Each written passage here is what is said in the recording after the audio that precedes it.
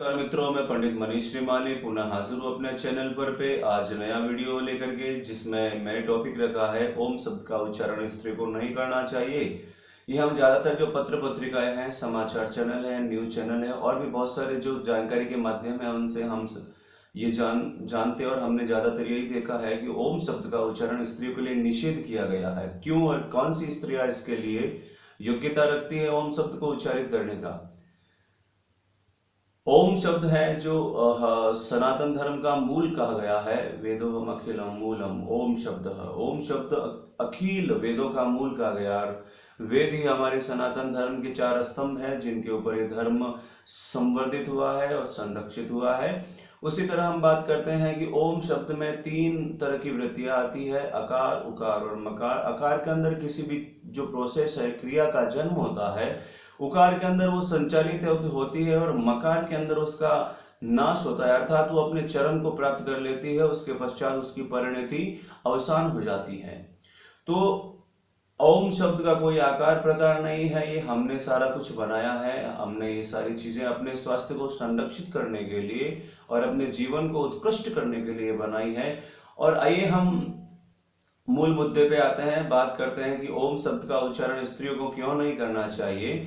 क्योंकि ओम शब्द ओम ओम भी नहीं है, उम ओम ओम शब्द का उच्चारण करने से नाद पैदा होता है और नाद नाभि से पैदा होता है। और जब हम ओम शब्द का उच्चारण प्रॉपर नियम, यानी जो इसमें ओम शब्द को उच्चारित करने के जो नियम है उनके अनुसार हम अगर ओम शब्द का उच्चारण करते हैं, जितनी देर तक हमें करना है एक बार में उतना करते हैं, उससे हमारे शरीर का जो मध्य भाग है, नाभि है, मूल बंध है, यहाँ हमारे कंपन पैदा होता है। उस कंपन के स्वरूप अगर स्त्री के शरीर में ठीक वैसे ही अगर कंपन ओम शब्द का उच्चारण करने से कंपन पैदा होगा और वो कंपन पैदा होने के बाद में नाभि के ठीक नीचे स्त्री शरीर के अंदर गर्भाशय होता है। गर्भाशय में जो फैलोपियन ट्यूब्स है और जो गर्भाशय की जो मेम्ब्रेन्स है, जो कि बहुत ही लचीली होती है, बहुत ही सेंसिटिव होती है, जब उनके ऊपर वो वाइब्रेशन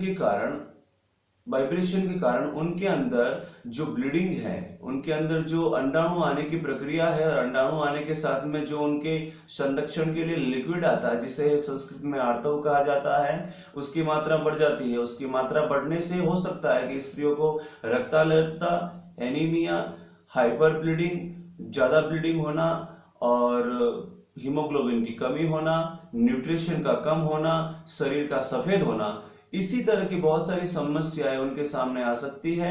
इसलिए और इसमें सबसे बड़ा शास्त्रीय विधान यह है कि रज का आना, यानी कि मासिक धर्म शुरू होने से पहले तक स्त्री जो कन्या का स्वरूप होती है, जिसमें अराउजिंग कोई भी सेंसेशन नहीं होते हैं, वो ओम शब्द का उच्चारण कर सकती है। उसके बाद में मासिक धर्म की निवृत्ति के पश्चात कोई भी स्त्री ओम शब्द का उच्चारण करने की योग्यता स्वतः ही प्राप्त कर लेती है।